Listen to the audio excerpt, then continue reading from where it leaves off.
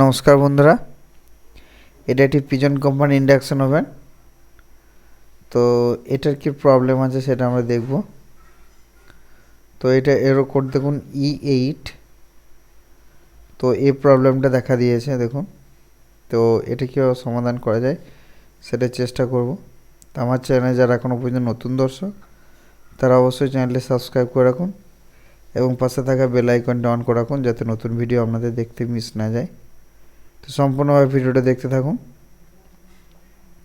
তো আমরা এখন ইন্ডাকশানটাকে সর্বপ্রথম খুলে নেব।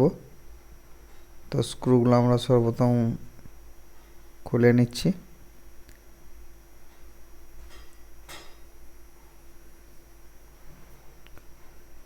তো এখানে দেখুন এই যে ক্যাপাসিটারটা রয়েছে, তো এটা খানিকটা ফেটে আছে একদিক।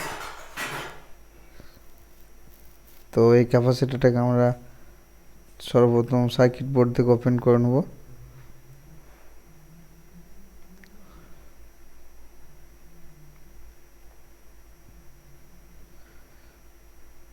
তো একটু তুলতে একটু সময় লাগবে।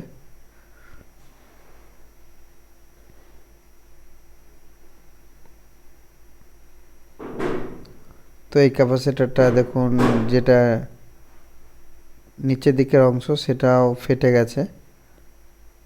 তো এই ক্যাপাসিটারটার ভ্যালু হচ্ছে 5 UF।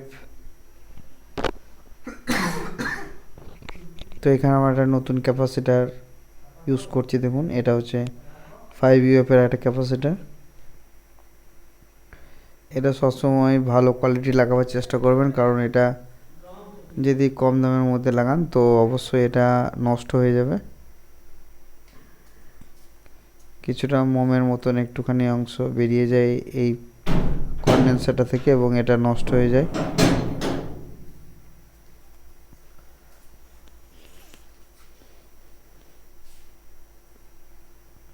তো এবার আমরা এটাকে সোল্ডার করে নিচ্ছি।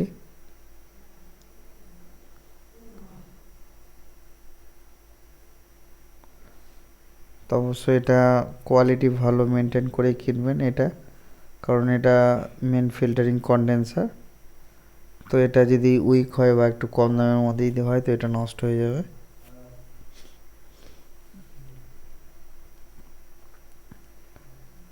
তো এবার আমরা একবার জাস্ট ফিটিংস করে আমরা একটুখানি চেক করব যে প্রবলেমটা আরও আছে কি না, সলভ হয়ে গেছে সেটা আমরা দেখব।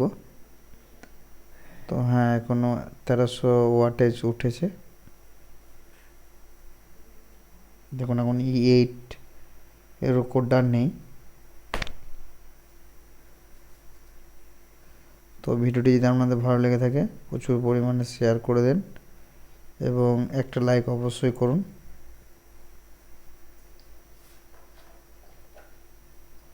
তো দেখুন এখন E8 এর কোডটা চলে গেছে।